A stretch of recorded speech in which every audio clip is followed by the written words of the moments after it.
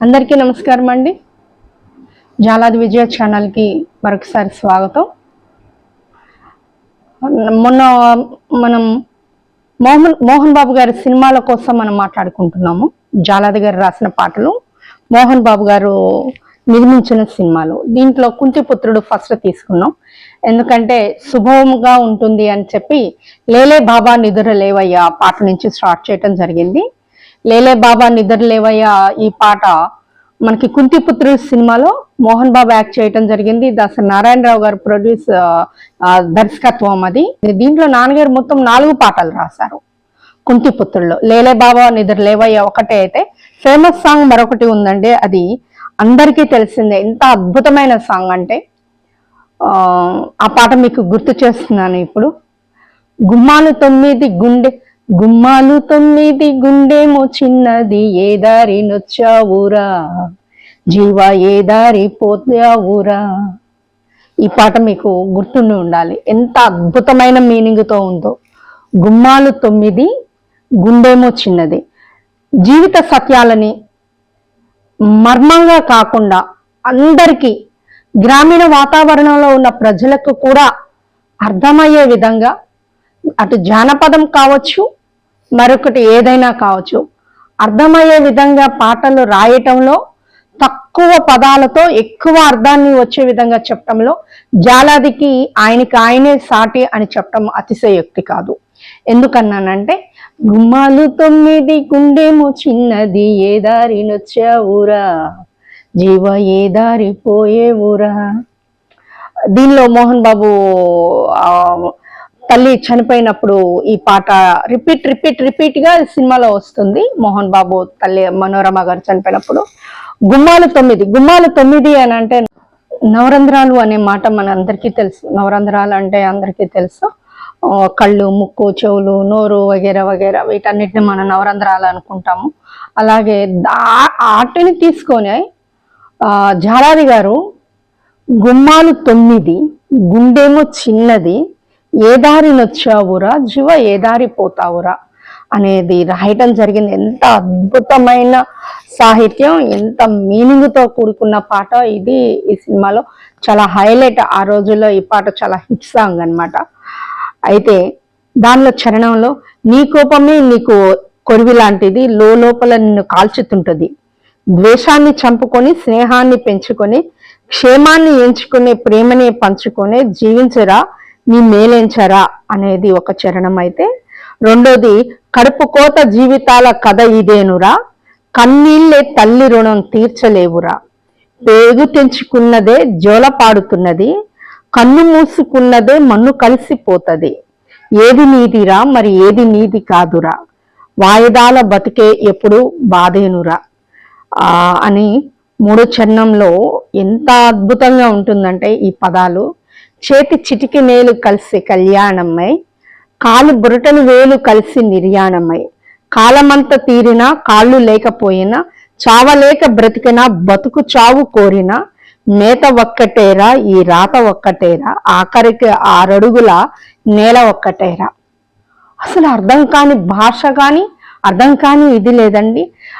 ఇందుట్లో అద్భుతమైన పదాలు 2 ఉన్నాయి ఈ చరణంలో. 3వ చరణంలో చేతి చిటిక నేలు కలిసి చేతి చిటిక నేలు కలిసి కళ్యాణమై, కాలి బ్రతను వేలు కలిసే నిర్యాణమై. అరే ఆ పదాల యొక్క అర్థం అండి. 2 చేతులు కలిస్తే కళ్యాణం, చిటికెన వేలు కలిస్తే. పెళ్ళప్పుడు చిటికెన వేళ్ళు కలుపుతారు. అదే మనం చనిపోయినప్పుడు పడుకోబెట్టి 2 బొట్టన వేలను కలుపుతారు. కవి చిటికెనేలు కలిస్తే కళ్యాణం, కాలి బురటను వేలు కలిస్తే నిర్యాణం.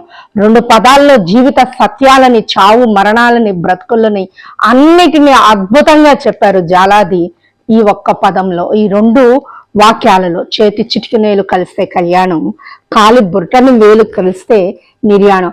ఈ ఒక్క పాట మీద ఒక ఎంఫిలే చేయొచ్చు, అంత అద్భుతమైన సాహిత్యం దీనిలో ఉంది అని చెప్పడంలో అతిశయోక్తి కాదు అని చెప్తున్నాను. తర్వాత మోత ఒక్కటే రాత ఒక్కటేరా, ఆఖరికి 6 అడుగుల నేల ఒక్కటే.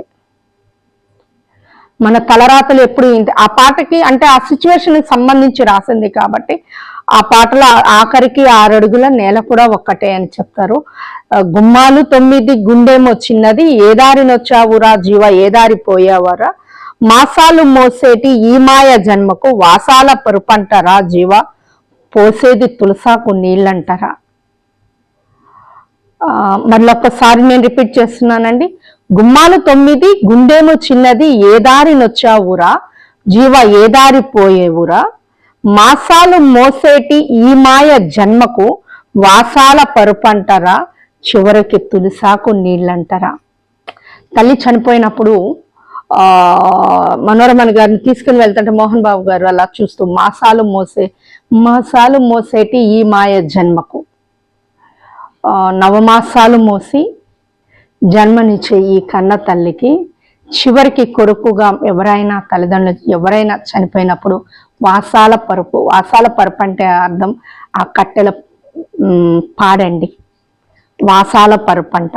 చివరికి నోట్లో పోసేది ఆ తులసాకు నీళ్లు. తులసాకు నీళ్లు పోస్తారు మనిషి చనిపోయినప్పుడు.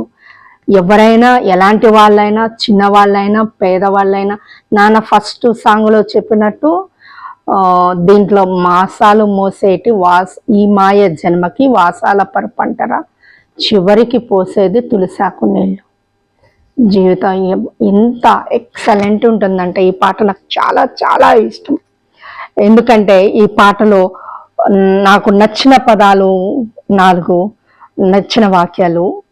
చేతి చిటిక వేలు కలిస్తే కళ్యాణం, కాలి బొట్టను వేలు కలిస్తే నిర్యాణం. ఇంతకంటే జీవిత అర్థం ఏముంటుంది. అలాగే మాసాలు మోసేటి ఈ మాయ జన్మకి వాసాల పరుపంటరా చివరికి పోసేది తులసాకు నీళ్ళంటారా. చివరికి ఆ నోట్లో పోసేది కన్న తల్లికి ఆ తులసాకు నీళ్ళే. ఎవరికైనా సరే తీసుకెళ్లేది ఆ పాడె మీదే అని చెప్పటం ఈ కవి యొక్క ఉద్దేశం.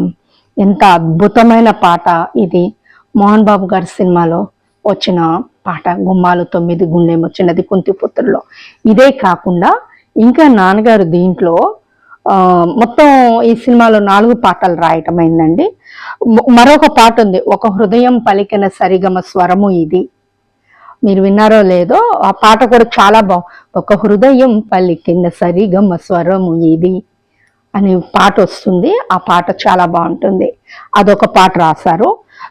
రెండోది డ్యూయట్ జోడు గిత్తల బండి అని ఒక డ్యూయట్ రాయటం జరిగింది. దీనిలో మొత్తం 4 పాటలు కుంతిపుత్రులో జాలాది గారు రాసింది.